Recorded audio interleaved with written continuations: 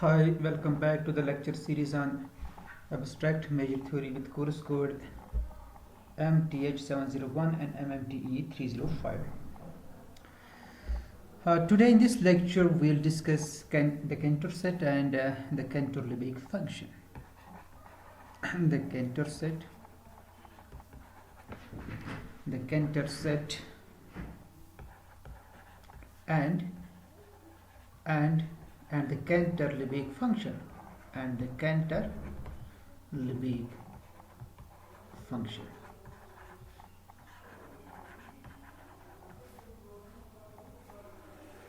Before discussing this Cantor set and the Cantor-Lebesgue function, I want to recall that the Lebesgue measure of a countable set is always 0. We have shown that we recall that we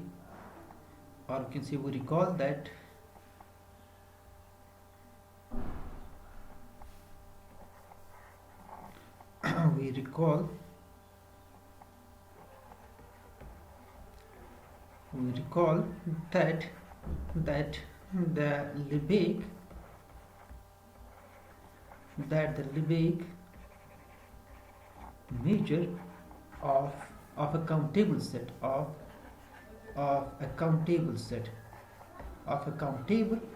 set is always 0.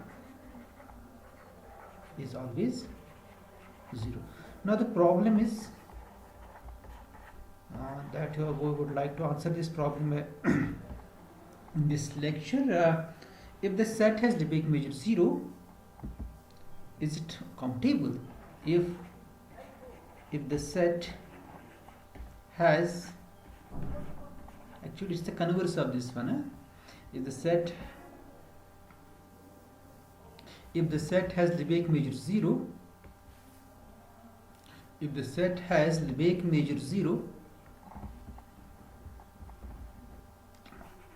has Lebesgue measure 0, is the set countable? Is the set countable?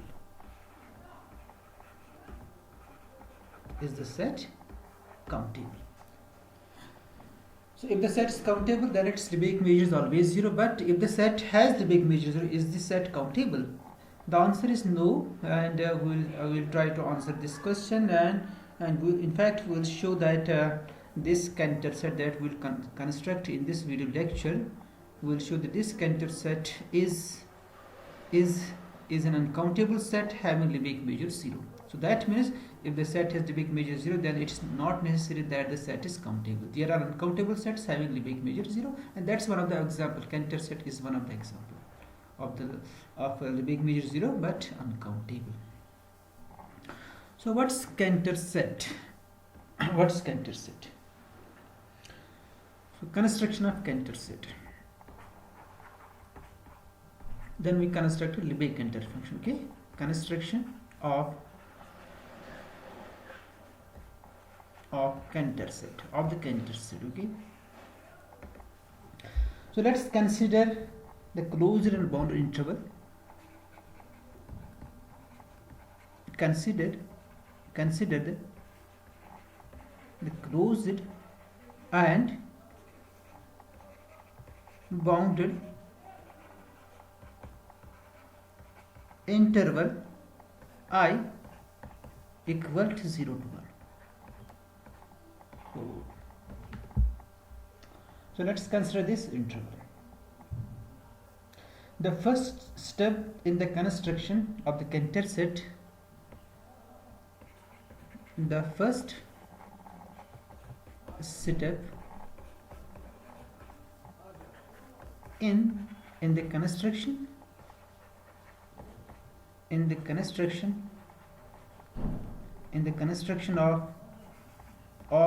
of the Cantor set,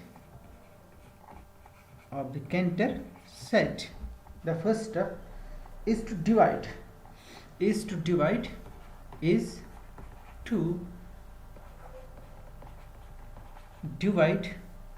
I into three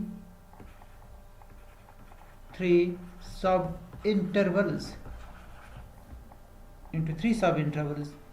0 to 1 by 3, 1 by 3 to 2 by 3, and 2 by 3 to 1, into 3 sub intervals, okay, of equal length of each. The length of each interval is 1 by 3 of equal length of equal length 1 by 3. So first what we do, we divide this interval into 3 sub intervals such that the length of each sub interval is 1 over 3. After this we remove the interior of, then we remove the interior of,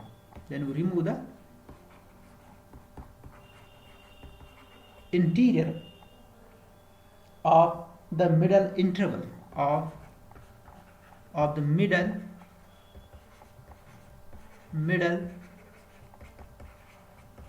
interval, this one, 1 by 3 to 2 by 3. So that is we remove,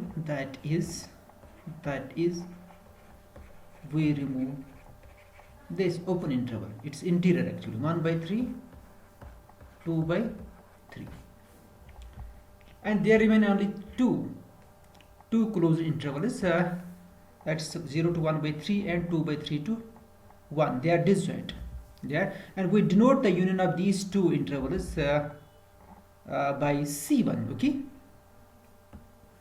by C1. That is we remove this from the closed interval from 0 1, okay, we remove this part from 0 to obtain the closed interval, to obtain the closed set, not the closed interval, to obtain the closed set C1, which is equal to the disjoint union of two closed intervals, that's 0 to 1 by 3 union 2 by 3 to 1. So it's like this. This is the closed interval 0 to 1. First we divide it into 3 equal parts. This is 1 by 3 and that's here 2 by 3. Then we remove this portion, this interior of that middle interval, okay, 1 by 3 to 2 by 3, and we are remaining only with these two closed intervals, this one, okay, and that one, and we denote the union of these two intervals by C1. C1 is equal to 1 by 3 to 2 by 3. Then we do the same in the second step. We do the same process with these two intervals, these two closed intervals, 0 to 1 by 3 and 2 by 3 to. We do the same process with these two remaining closed intervals, 0 to 1 by 3 and 2 by 3 to 1. That's we divide this interval 0 to 1 by 3 into 3 equal sub intervals, each of length 1 by 9, because total length is 1 by 3.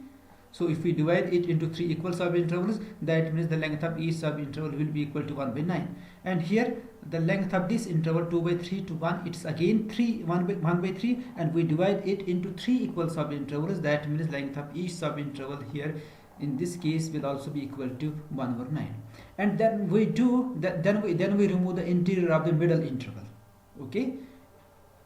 And here and again in this 2 by 3 to 1 by 3 we remove the interior of the middle interval. Then we are having only then we remain with only 4 disjoint intervals, say 0 to 1 by 9, 1 by 9 to 1 by 3, then 2 by 3 to 7 by 9, and this 8 by 9 to 1. So let's I will explain it in the next page.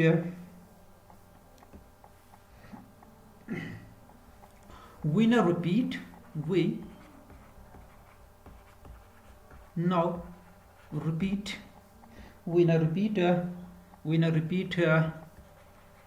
this open middle 1/3 removal, open middle 1/3 removal, open middle 1/3 removal on each of the two intervals, on each of the two closed intervals, on each of the two closed intervals 0 to 1/3 and 2/3 to 1. That is we remove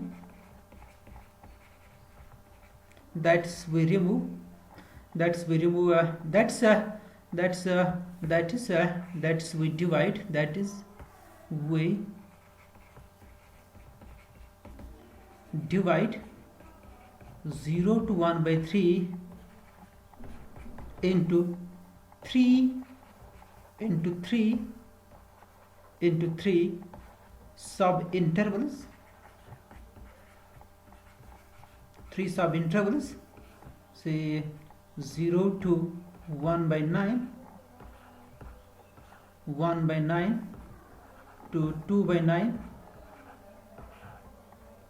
We divide this interval into 3 intervals, 0 to 1/9, 1/9 to 2/9, then 2/9 to 3/9, which is equal to 1/3, into 3 sub intervals, is 2/9 to 3/9, which is equal to 3. We divide this and we divide the next interval, next closed 2/3 to 1 into 3 intervals, into 3 sub intervals, into 3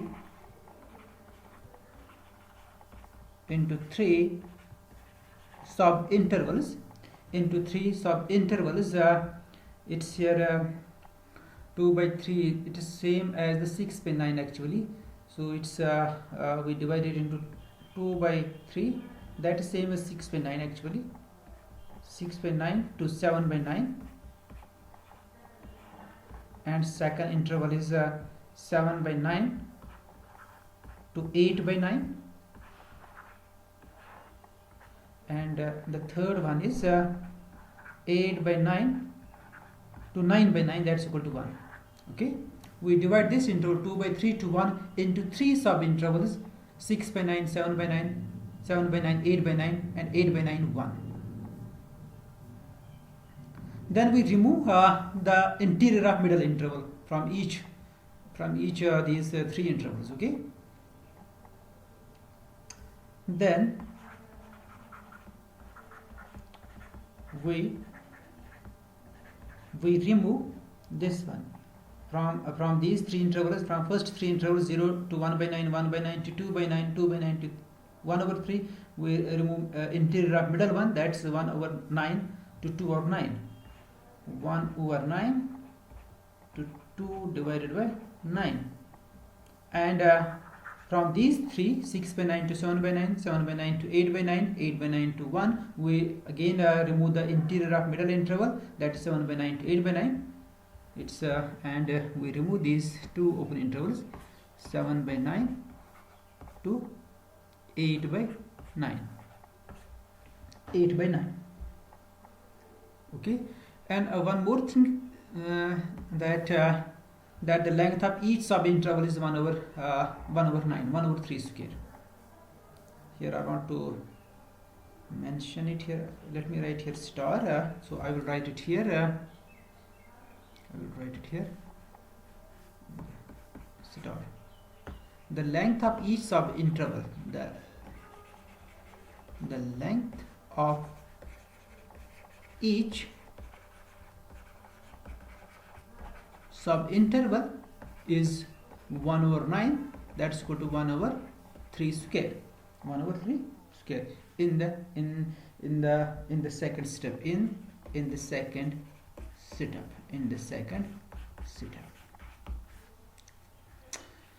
So in the second step we are removing two open intervals, and we are remaining there four disjoint closed intervals. One is 0 to 1 over 9, 2 over 9 to 1 over 3. Then we have 6 over 6 divided by 9 to 7 divided by 9, and 8 divided by 9 to 1. As in the step 1, we have denoted this portion 0 to 1 over 3 to 2 over 3 to 1, this union by C1.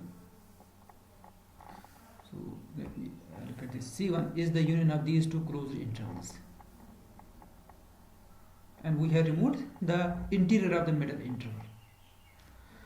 So in the second step we are removing two open intervals, and we are having now four disjoint closed intervals. We will divide the union of those four disjoint closed intervals by C2, and let this C2, which is equal to the union of these two four closed intervals, which is equal to 0 to 1 over 9, union is 2 over 9, then 3 over 9, okay, 3 divided by 9, or you can say it's 2 divided by 9 to 3 divided by 9, okay. Let me see it here. 0 to 1 over 9, 1 over 9 to 2 over 9, that we have removed, so there remain only 2 over 9 to 1 over 3. So it's equal to 2 over 9, then 3 divided by 9, that's equal to 1 by 3, union, then we have these two intervals here, 6 divided by 9 to 7 divided by 9, and 8 divided by 9 to 1, 6 by 9 to 7 by 9, okay, 6 by 9 to 7 by 9, then 8 by 9 to, then 7 by 9 to 8 by 9, that we have removed, and there remain this 8 by 9 to 1, 8 by 9 to 1. So it is the union of four disjoint closed intervals. So up to this stage, up to this step, we have removed three open intervals. In the first step we have removed one open interval, and in the second step we have removed two open intervals. And in the first step C1 is the union of two disjoint closed intervals, and in the second step C2 is the union of four disjoint closed intervals. Okay. So at the kth stage we obtain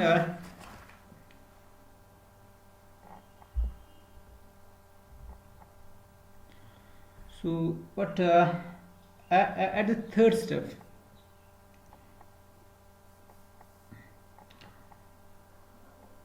in the third step what we do, we remove open middle 1/3 interval on each of the four intervals in C2. In the third step, in the third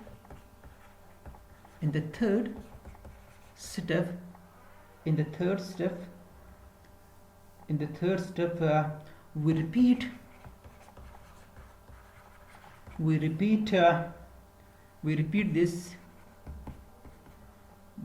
this open middle 1/3 removal, open middle 1/3 removal, 1/3 removal on each of the four intervals, on each of the four intervals in C2, because in C2 we have four intervals, four closed intervals, and we remove the open interval, middle open interval from each four closed intervals, okay, to obtain C3. What is the C3? Now C3 will be the union of eight disjoint closed intervals, because we are removing open interval from the first interval 0 to 1 by 9. Then this here we obtain two disjoint closed intervals, and from this again we remove the middle open interval from this interval 2 over 9 to 1 over 3, and this will be divided into two disjoint closed intervals. So every interval in C2 divided into two disjoint closed intervals. In this way we obtain C3, which will be the union of 8 disjoint closed intervals. So to obtain C3, to obtain a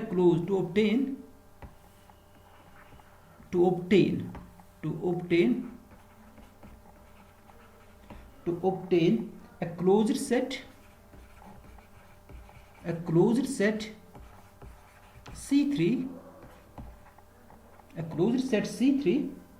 which is the union of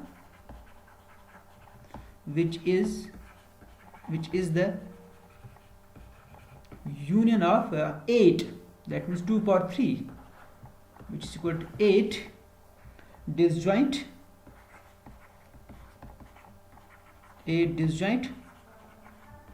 closed intervals, 8 disjoint closed intervals, each of length 1 over 3 cube, that's equal to 1 over 27. Each of length 1 over 3 cube. And up to this third step we have removed. Up to this third step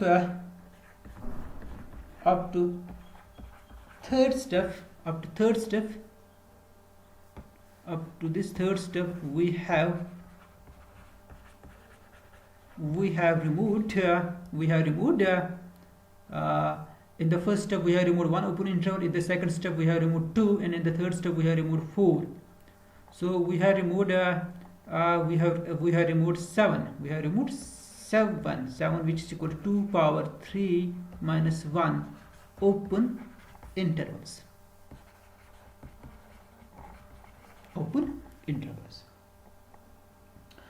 So we continue this removal process. We continue this removal process. Now C3 is the union of 8 disjoint closed intervals, and each closed interval we will remove the interior of the middle open interval. Okay, interior of middle interval. And in this way each interval in C3 will be divided into two disjoint intervals. So finally in the fourth step we obtain C4, which will be the union of 16, that's 2 power 4 disjoint closed intervals. And in the fourth step we are removing how many intervals? We are removing 8 intervals. Okay, so up to this fourth step we would have removed how many intervals? Open intervals 7 plus 8, that's equal to 15. 15 is equal to 2 power 4 minus 1. So we continue this process. We will now what will happen in the case stage? At the case stage, what will happen at the case stage? We continue this removal process.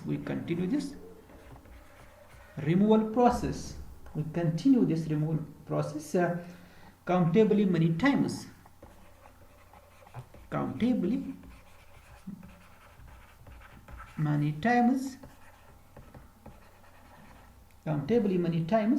To obtain the countable collection. To obtain the countable collection CK of closed sets of, they are all closed sets, okay, because each C1 is a closed interval, C2 is the union of 2 closed intervals, C3 is the union of 3 closed intervals, C3 is the union of 8 closed intervals, and C4 is the union of 16 closed intervals. So they are all the finite union of closed intervals, hence they are closed sets, because we know that finite union of closed sets is again a closed set, and every closed interval is a closed set. So that means each CK is closed set. So we obtain the countable collection of closed sets such that this C1 is obviously the bigger set, such that this C1 it contains C2, because in C1 is just one closed interval. C1 is a union of 2 closed intervals, and we are from each closed interval we are removing the interior of middle interval. Okay, so that means this C1 is contains C2, then C2 it contains C3, and so on. So this is obvious, okay, or you can see it from here. Let's see this C1. What's C1 actually? C1 is this. Then we remove the middle interval, interior of middle one. We obtain the 4 disjoint closed intervals. That's C2. C2 will be the union of 4 disjoint. We are removing these portions from these 2 intervals, and we obtain the union of these 4 intervals. This, and this. And obviously this union of 4 closed intervals, it is C2. It's contained in C1. C1 is bigger than C2, and similarly C2 is bigger than C3. You can easily verify this. This is the decreasing sequence actually. Decreasing sequence of closed sets. So let's denote. Let C be the intersection of these closed sets. K runs from 1 to infinity. K runs from 1 to infinity. Then the collection CK possesses the following properties.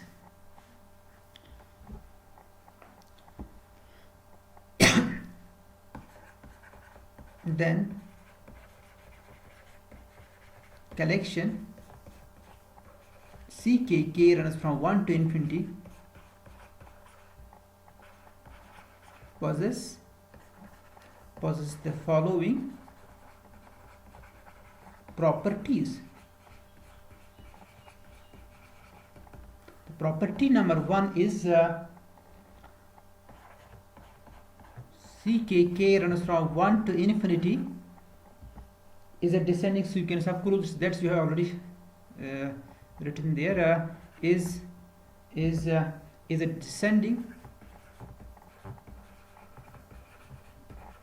descending sequence of closed sets. And second property is for each k, this CK, the set CK is the disjoint union of 2 power k closed intervals. Like C1 is the union of 2 disjoint closed intervals. C2 is the union of 2 power 2. C3 is the union of 2 power 3. So in general, CK is the union of 2 power k. CK is the union of 2 power k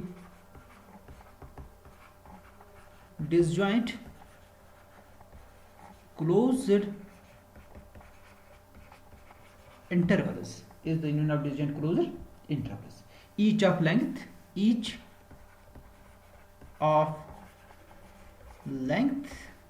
1 by 3 power k. Like in C1 is the union of 2 closed intervals, each of length 1 by 3 power 1. Okay, and C2 is the union of 4 closed intervals, each of length 1 by 3 square. C2.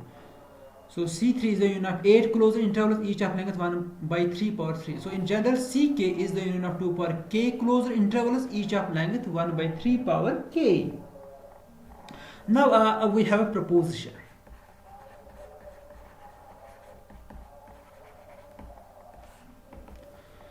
So this C that we had defined in the previous page is called the C. It's called the Cantor set. We will see this Cantor set. It's an uncountable set, and its Lebesgue measure is 0, and it's also closed. Okay, that's this proposition. The Cantor set C. So we define this is the Cantor set here. Okay, let me write it here. Let's see this called the Cantor set. It's called the Cantor set. Called the Cantor set. Okay, this C is called the Cantor set. Proposition.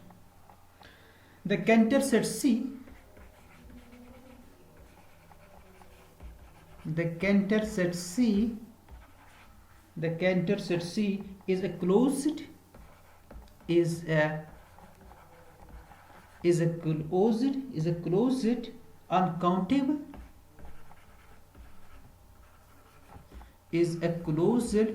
uncountable set of major zero. Set of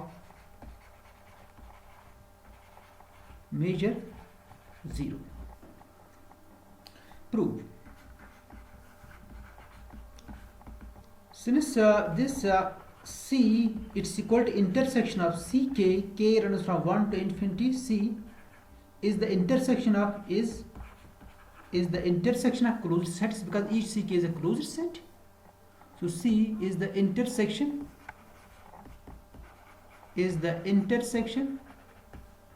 of closed sets. So therefore C is closed. Therefore, because we know that intersection of any closed sets is again a closed set. Therefore, C is closed. C is a closed set. C is a closed set. Okay, C is closed set.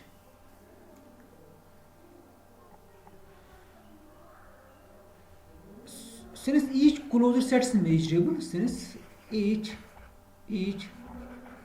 this you have already done, each closed set, as each open set is measurable, therefore each closed set is measurable. Each closed set is measurable, so therefore C is measurable. So C is closed and measurable, therefore C is measurable. C is measurable. Okay.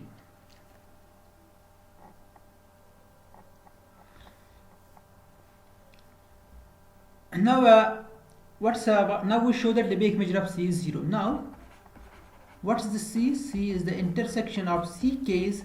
K runs from 1 to infinity.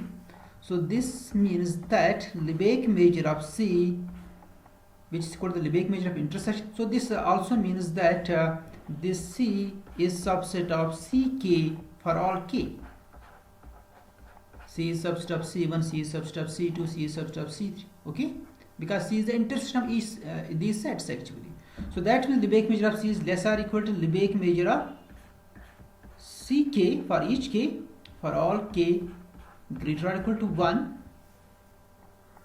which implies that Lebesgue measure of C is less or equal to, since Lebesgue measure of Ck means it's what's the Lebesgue measure of Ck? What's Ck? Ck is the disjoint 2 power k disjoint intervals. Okay, Ck each of length 1 by 3 power k. 1 by 3 power k. So Ck it's less or equal to Lebesgue measure of Ck, and Ck is the union of 2 power k disjoint closed intervals each of length equal to 1 by 3 power k. So that means Lebesgue measure of C is less or equal to 2 power k times 1 by 3 power k, because this Ck is union of 2 power k intervals and length of each interval is equal to 1 by 3 power k. Okay, so this Lebesgue measure of Ck is exactly equal to 2 power k into 1 by 3 power k. So that means Lebesgue measure of C is less or equal to 2 by 3 power k for all k greater or equal to 1. Letting k approach to infinity, since the base is 2 by 3 which is less than 1. So if I approach this k to infinity, this number will approach to 0. So which means that Lebesgue measure of C is less or equal, since k is any integer, so I can approach this k to infinity. So Lebesgue measure of C is less or equal to 0, but it cannot be negative. So that means Lebesgue measure of C must be equal to 0. So C is a null set. Cantor set is null set. Cantor set is null set. Now we show that this C is uncountable. Now we show that C is uncountable. For if possible, C is countable. For if possible, this C is countable, and then elements of C can be enumerated, and let this R1, R2, so on up to infinity be the enumeration, be the enumeration of C. That is our C is equal to this set. It is countable set. It's like this Rk, where k is greater or equal to 1. So it's R1, R2 up to infinity. It's a countable set. Okay. So assume this C is countable. Now look at this R1.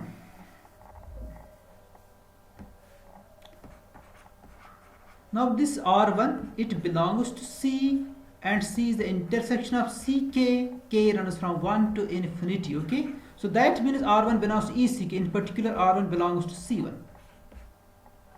And what is C1? C1 is the disjoint union of two closed intervals. So this R1, it cannot belong to each of the closed interval. So let F1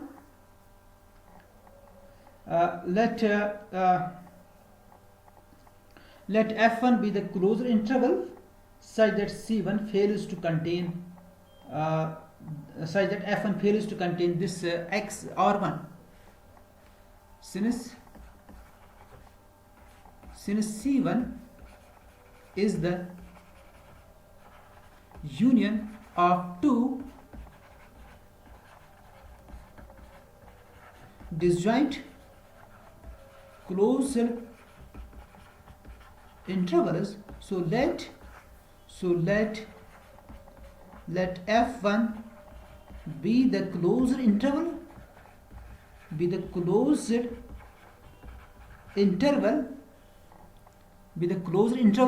such that R1 does not belongs to F1.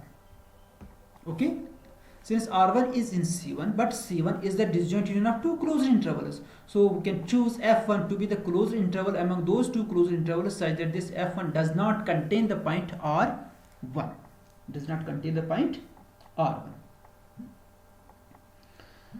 Okay, this C1 is not in F1. C1 is not in F1. Now look at this R2. Since R1 belongs to C, R2 also belongs to C. Since R1,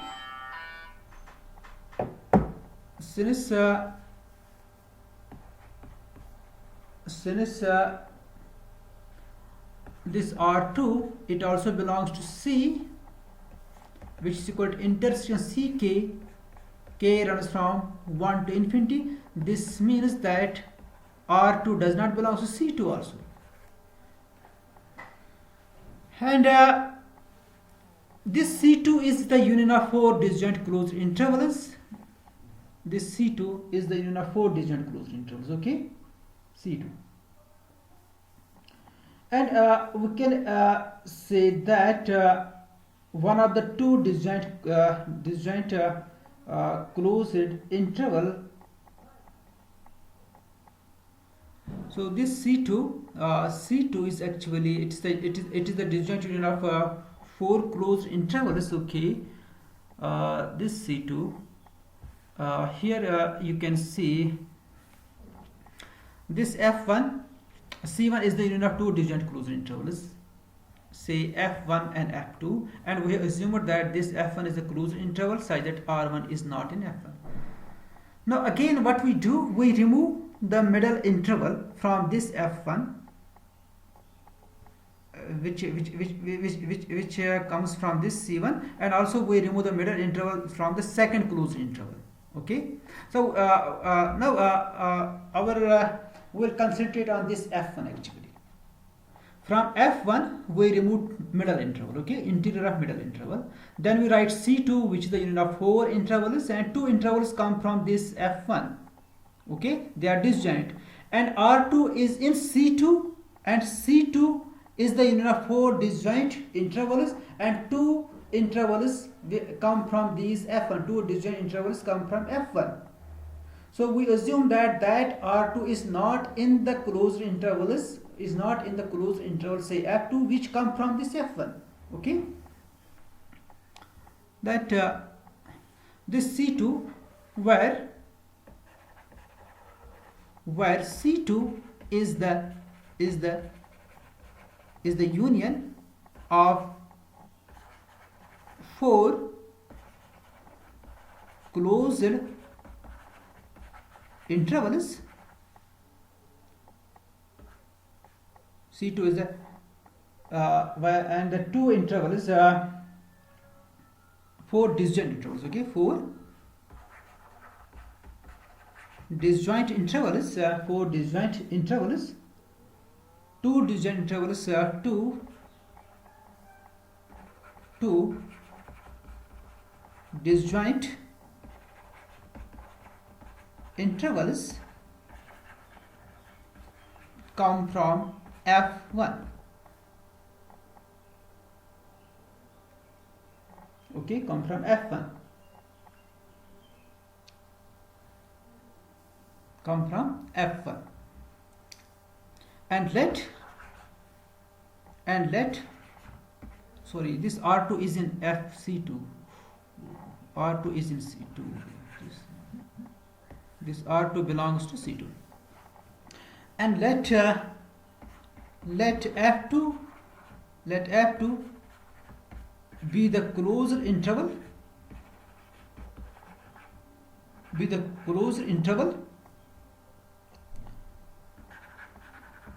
which come from F1,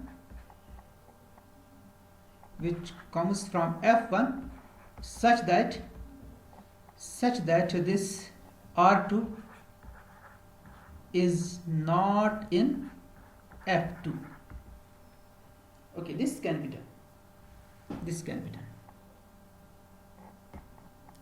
तो इसको मैं यहाँ पर अब explain करूँगा. तो हमने क्या किया, हमने पहले C1 लिया. C1 is the union of two closed interval, से F1 एंड F2. और फिर मैंने क्या किया, X1 इस C1 में था, X1 C1 में है, और F1 और F2 ये दोनों डिसजॉइंट है. इसका मतलब या तो X1 F1 में नहीं होगा या तो F2 में नहीं होगा. Without loss of generality I have assumed that X is not in F1. अब इसके बाद मैं C2 निकालता हूँ. C2 क्या है, मैंने F1 से भी मिडल इंटरवल बाहर निकाला, F2 से भी मिडल इंटरवल बाहर निकाला. ये जो 4 क्लोज इंटरवल जहाँ पर बच रहे हैं मिडल इंटरवल बाहर निकालने से, ये F1 कन्वर्ट होता है 2 डिसजॉइंट क्लोज इंटरवल्स में, और F2 भी कन्वर्ट हो रहा है 2 डिसजॉइंट क्लोज इंटरवल्स में. तो मेरे पास C2 आता है which is the union of those 4 disjoint close intervals. अब मैंने क्या कहा, मैंने ये कहा कि ये जो 4 डिसजॉइंट क्लोज इंटरवल्स है उसमें से 2 F1 से आ रहे हैं जब हमने इसमें से मिडल इंटरवल को बाहर निकाला. और फिर मैंने लिखा कि ये यहाँ पर R1 है. फिर मैंने कहा कि R2 जो है वो C2 में है, मगर C2 में वो C2 क्या है, disjoint union of 4 close intervals. वो C2 में सिर्फ एक ही इंटरवल में होगा, या तो इसमें होगा या तो इसमें होगा या तो इसमें होगा या तो इसमें होगा. इसका मतलब ये जो पहले 2 इंटरवल्स है, पहले 2 इंटरवल्स में भी वो किसी एक ही इंटरवल में होगा. और ये पहले 2 इंटरवल्स किससे आ रहे हैं, ये F1 से आ रहे हैं. ओके, तो वो जो 2 इंटरवल्स F1 से आ रहे हैं उन 2 इंटरवल्स में से एक ही इंटरवल में R2 है और दूसरे इंटरवल में R2 नहीं है. जिसमें नहीं है R2 इसको मैंने F2 से डिनोट किया, और ये F2 कहाँ से आ रहा है, ये F1 से आ रहा है. और obviously this F2 is subset of F1. F2 is subset of F1. So this is the explanation of it. Clearly this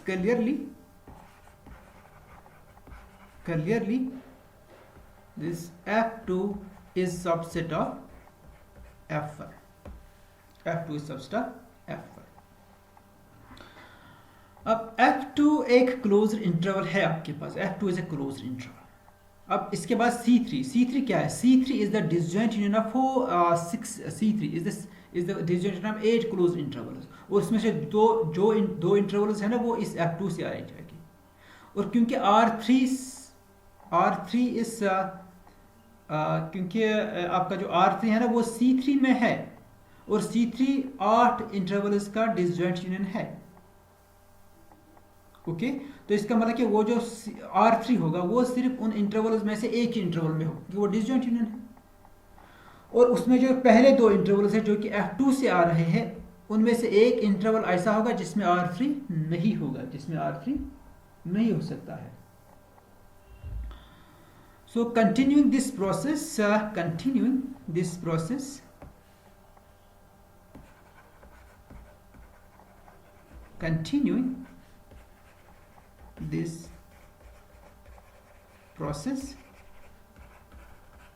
we obtain a sequence of closed intervals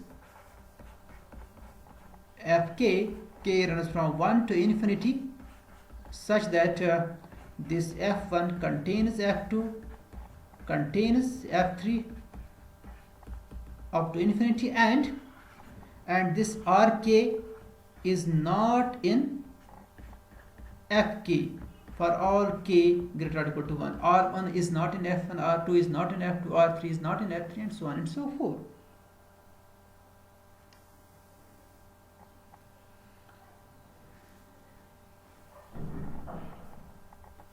Also this Fk, it is subset of Ck. This is also true. Fk is subset of Ck because Ck is the disjoint union of 2 power k intervals, and this is the one of the interval Fk in Ck. Okay, Fk is subset of Ck. Fk is subset of Ck.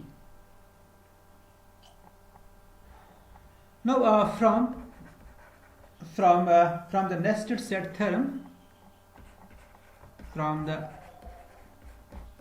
nested set theorem, or you can see it is general form, that's Cantor intersection theorem. Cantor intersection theorem, because the closed interval 0, 1 is a complete matrix space, and these Fk's, they are the descending sequence of closed sets such that the length of the Fk is approaching to 0 as k approaches to infinity. So we can apply the Cantor intersection theorem. Cantor intersection theorem. This intersection is non-empty. The intersection Fk, k runs from 1 to infinity, is not equal to the empty set. So let's choose the point. Let x is the point. Let x belongs to this intersection Fk, k runs from 1 to infinity. Suppose x is the point, is in the intersection. So since this intersection Fk, k runs from 1 to infinity, because each Fk is subset of Ck, so it is subset of intersection Ck, k runs from 1 to infinity, which implies, but this intersection is the Cantor set C, so that means x belongs to C. That means x belongs to C. But C is this set. C is this set R1, R2, so on up to infinity. So that means this x is equal to some Rk for some k. So which implies, but Rk is not in Fk, so which implies x is not in Fk, which is a contradiction because x belongs to the intersection, which is a contradiction.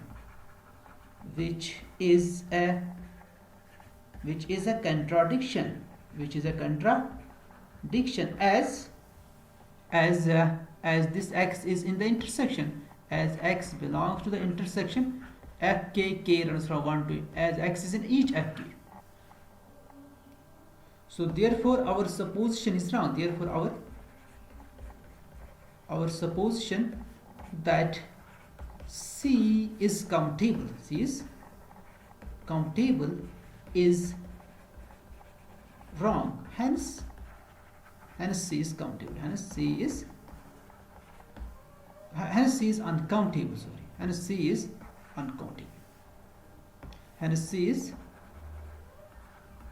uncountable. So thus we have an uncountable set C having Lebesgue measure 0. This is already proved. Lebesgue measure of C is 0. Now next we define, we construct Cantor-Lebesgue function.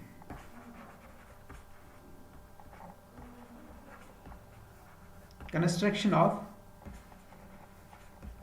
Cantor-Lebesgue function. Construction of Cantor-Lebesgue function.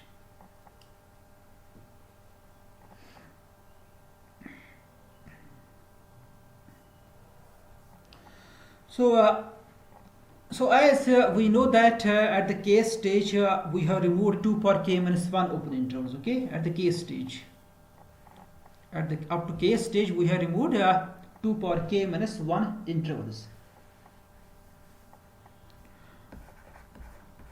We have removed 2 power k minus 1 open intervals in the Cantor's removal process,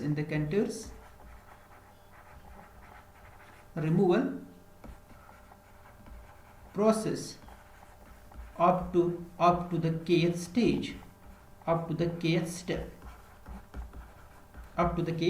step. So for each k,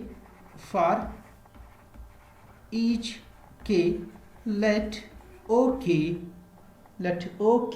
be the union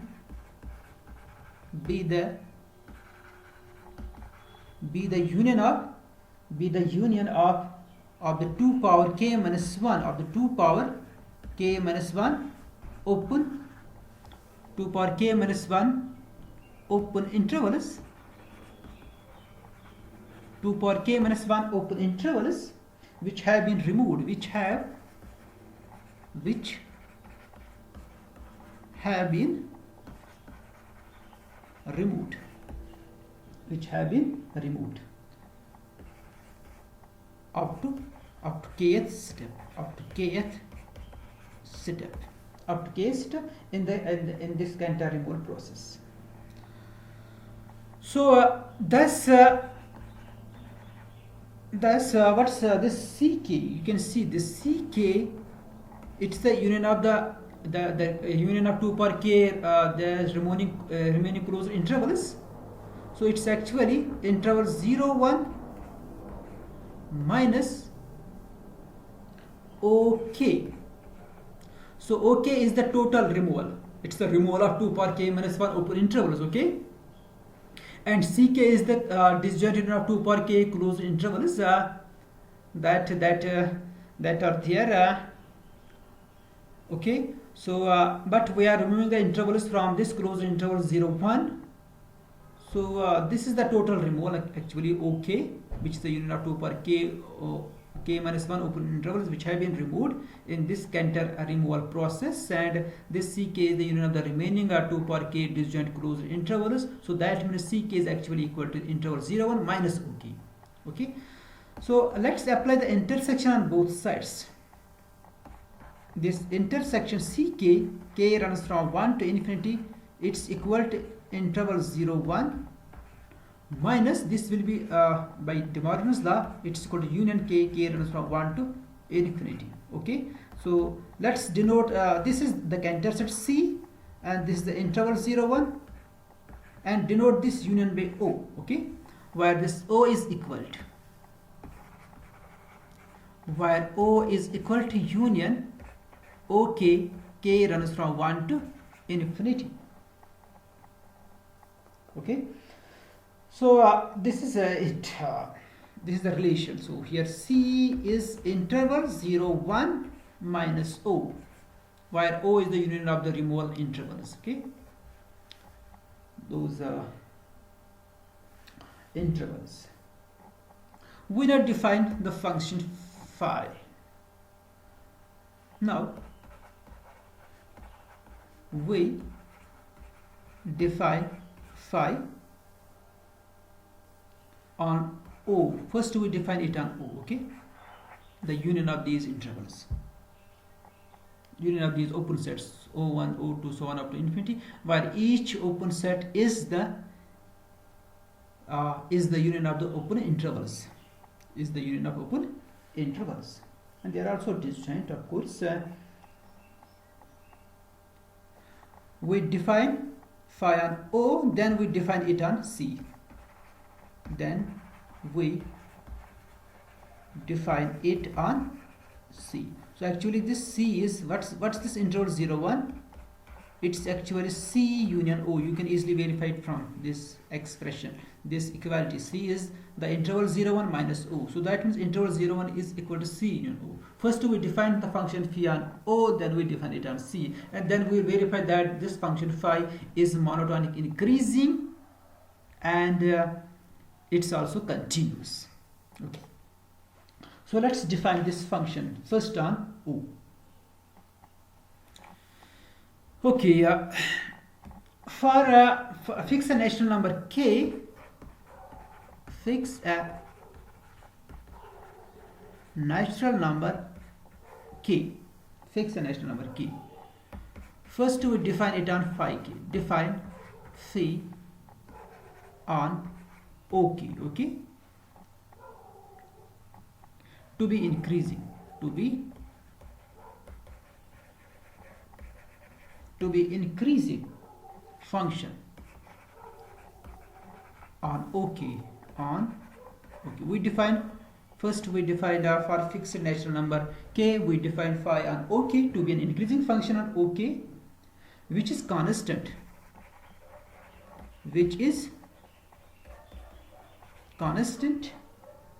on each of its, because since ok is the union of 2 power k minus 1 disjoint open intervals which have been removed, so which is constant on each of its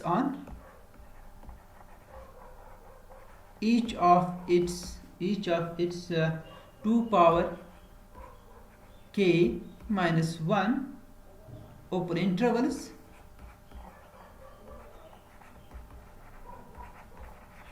because this ok is the union of 2 power k minus 1 open intervals,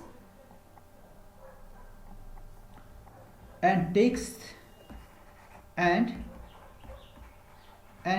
the 2 power k minus 1 values, because we have 2 power k minus 1 open interval, and each open interval the value of the phi is constant. So on 2 power k minus 1 intervals we have 2 power k minus 1 values, 2 power k minus 1 values. These are its values: 1 by 2 power k, 2 by 2 power k, so on up to 2 power k minus 1 divided by 2. These are the 2 power k minus 1 values.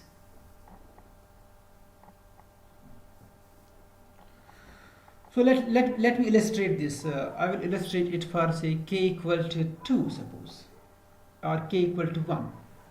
For k equal to 1 means at the first step. For k equal to 1, what's phi? For k equal to 1, then our O1 is the union of only one interval, that's this 1 by 3 to 2 by 3. So on this we define phi of x is equal to, we have only one value here, that's 1 by 2, if x belongs to this interval, because we have only one interval here.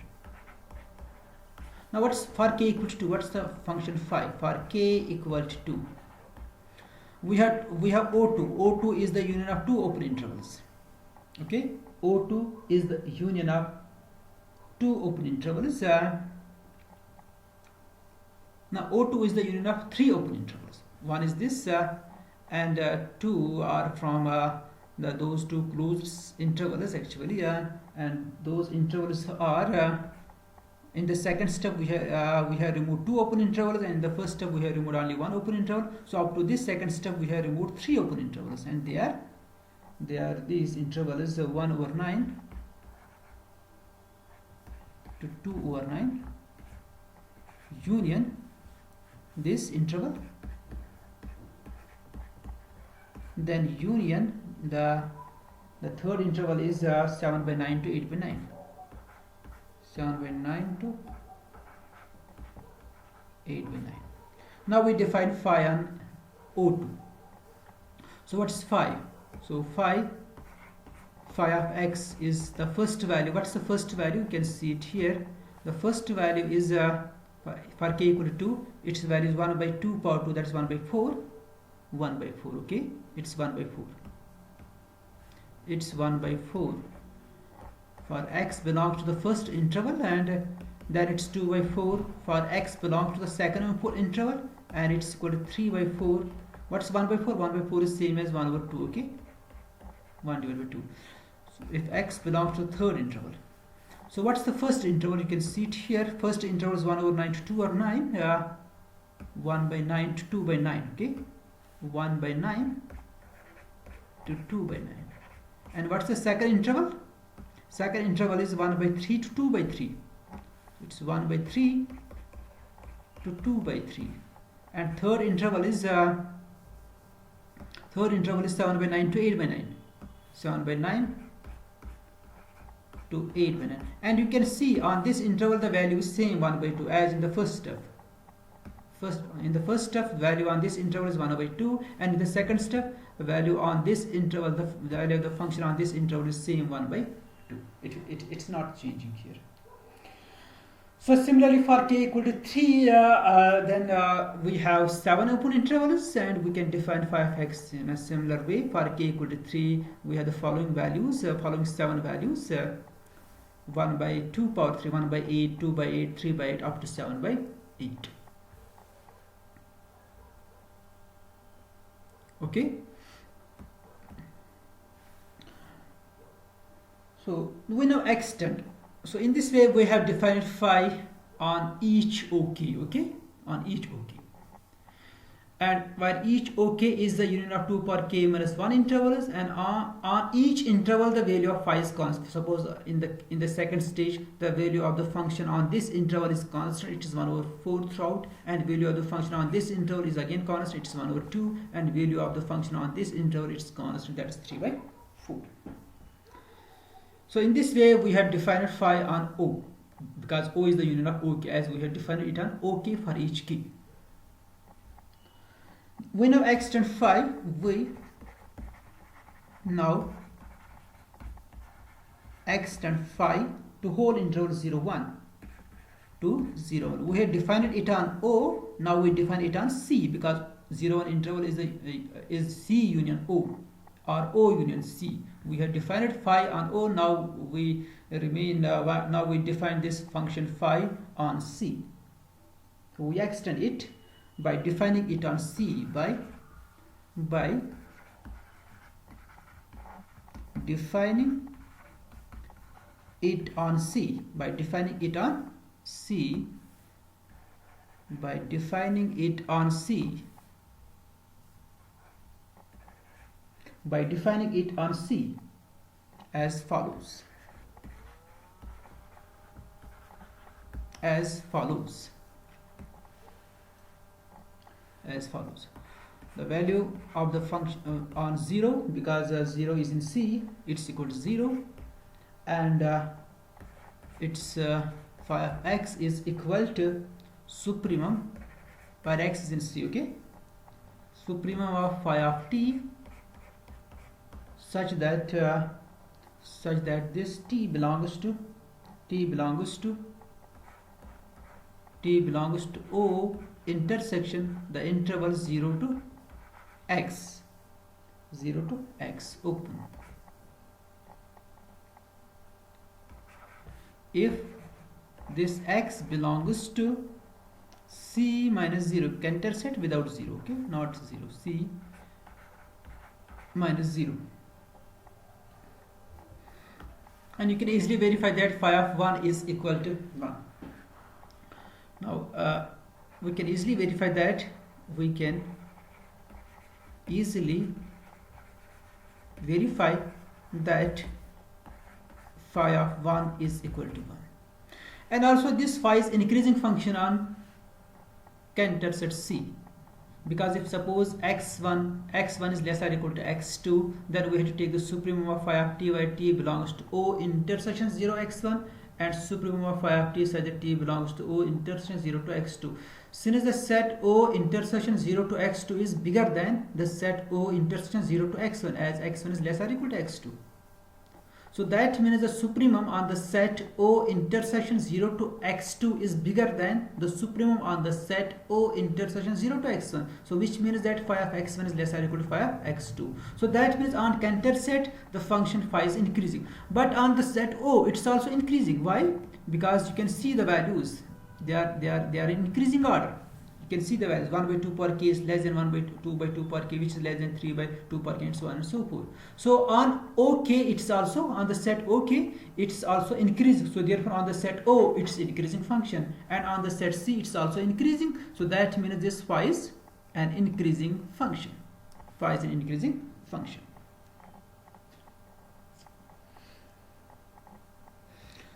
So that's this proposition for the function phi.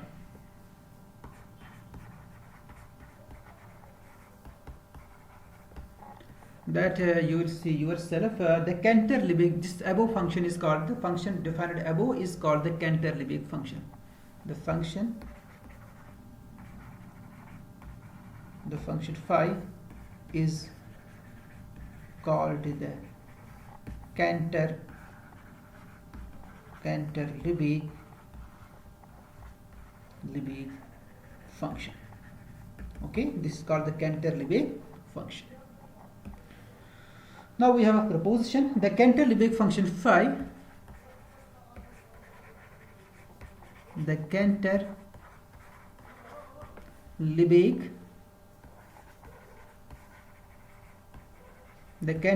function phi, the Cantor-Lebesgue function phi is an increasing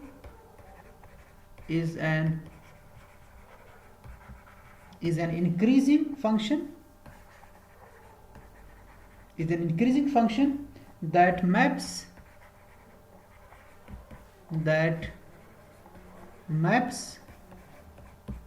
0 1 onto 0. It's a function from 0 1 to 0 1. Its derivative exists. Its derivative exists on the open set O, on the open set O, the complement of 0 1. What's O? O is the complement of the Cantor set, the complement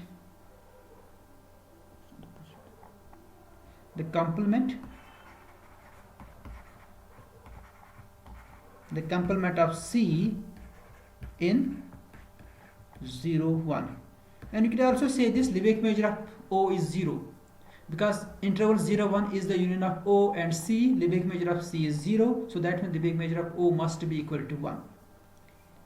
Lebesgue measure of O is equal to 1, and on this set its derivative exists. So that means this function is actually differentiable almost everywhere, because its derivative exists on O, and the Lebesgue measure of C is 0. So whether it exists on C or not, it hardly matters. We can say this function is differentiable almost everywhere, because its derivative exists on O. Okay, its derivative exists on O, and this phi dash and this phi dash, it's equal to 0 on O. It's equal to 0 on O.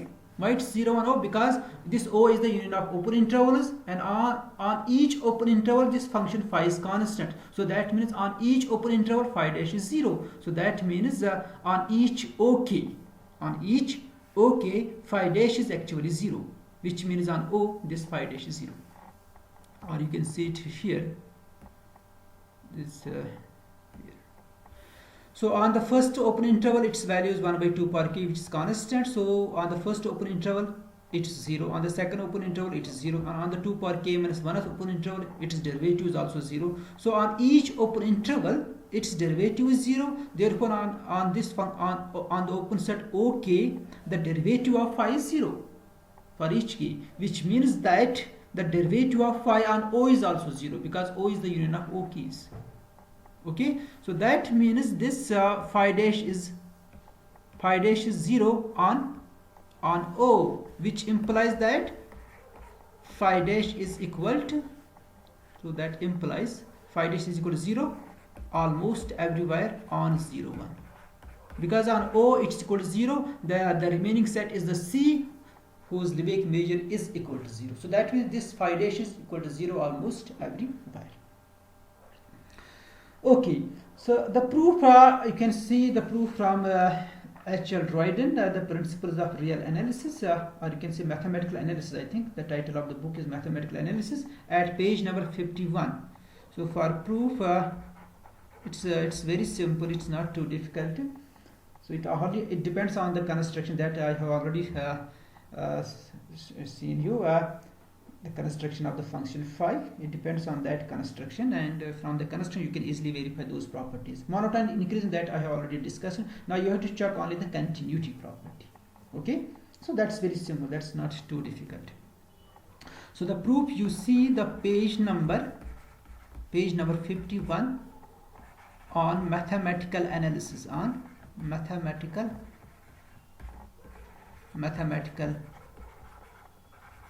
analysis by H.L. Royden.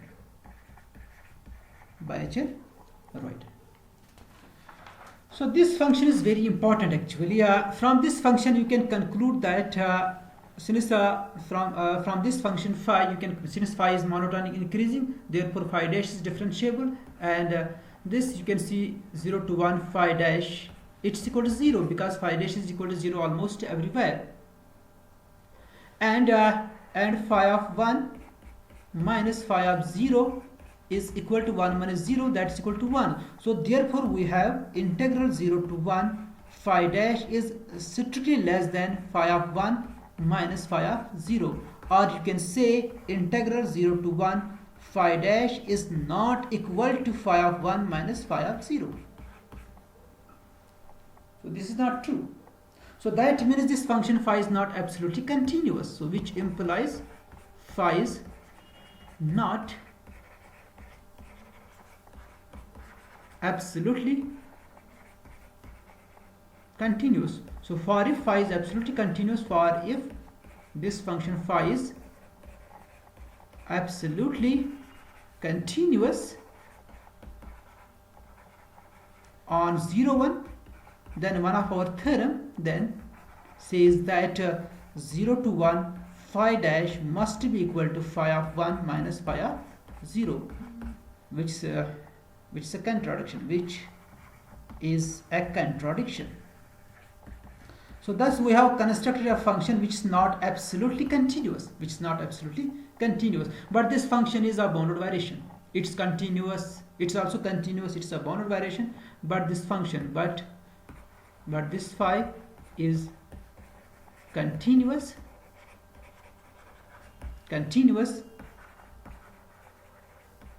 increasing, and of bounded variation, So this is the example of a function which is of bounded variation but not of absolutely continuous. So you just verify those properties of the function phi. Okay. Then you will see one more theorem which is at page number 52, which follows from this theorem very easily. You can see this is the next proposition which follows from this previous proposition, and it states that let phi be a Cantor-Lebesgue function. Let phi be the Cantor-Lebesgue function, be the Cantor-Lebesgue function.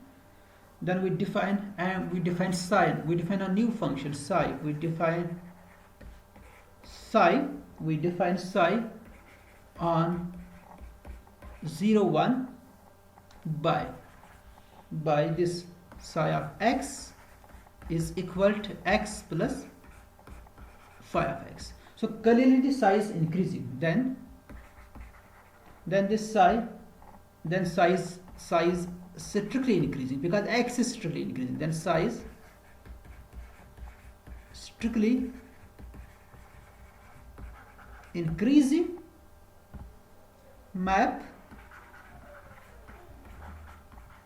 from interval 0 1 to 0 2. Why it is 0 1 to 0 2? Because we are adding here x to this function phi. Okay, so it's a function from 0 1 to 0 2 such that it has the following properties, such that it maps the Cantor set, it maps the Cantor set continuous, it maps the Cantor set onto measurable set.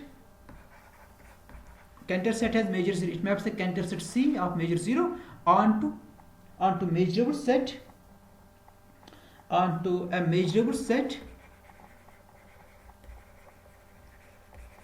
of measure positive. Okay, so this is very important. It maps a set of measure 0 onto a set of measure non-zero, onto a set of measure positive. And its second property is that it maps a measurable set, it maps a measurable set which is a subset of Cantor set, because every subset of Cantor set is measurable. As Cantor set is a null set, therefore every subset of Cantor set is again a null set, so which means every subset of Cantor set is measurable. So it maps a measurable set which is actually a subset of Cantor set,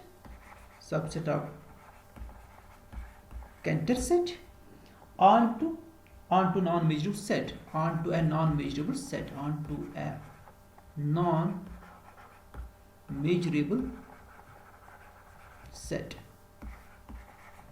So this first property is very important. Look at this property.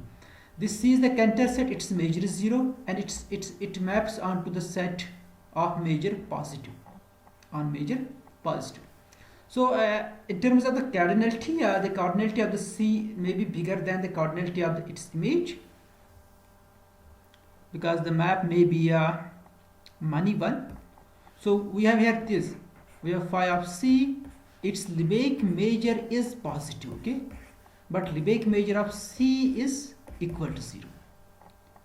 So it looks very interesting, because the function phi may be a many one function. So then this cardinality of which is obviously cardinality is both have same cardinality. Phi of C has the cardinality the continuum hypothesis C, and C has the cardinality the continuum hypothesis C. Both have same cardinality, but in terms of sets, this set, the set C, it may contain points more than the set phi of C. Look at this. This set contain the points more than this set phi of C. But still, the Lebesgue measure of C is 0, but the Lebesgue measure of this set phi of C, which may contain lesser points than the set C, having measure 0. So because when the function is a many one function, the many points may go to single point. So in that case, this is like a bigger set. You can see this is a smaller set. But in this sense, in this measure theoretic sense, the set phi of C is bigger set, because its Lebesgue measure is positive, and this set has Lebesgue measure 0. So I will conclude this lecture here, and the proof of this proposition, which I have stated here, you can see its proof. It's at page number 52. At page number 52 of H.L. Royden. Okay, of H.L. Royden. So you see the proof of this theorem from this book H.L. Royden at page number 52. The proof is not too difficult. It's a simple proof here. You can easily understand this.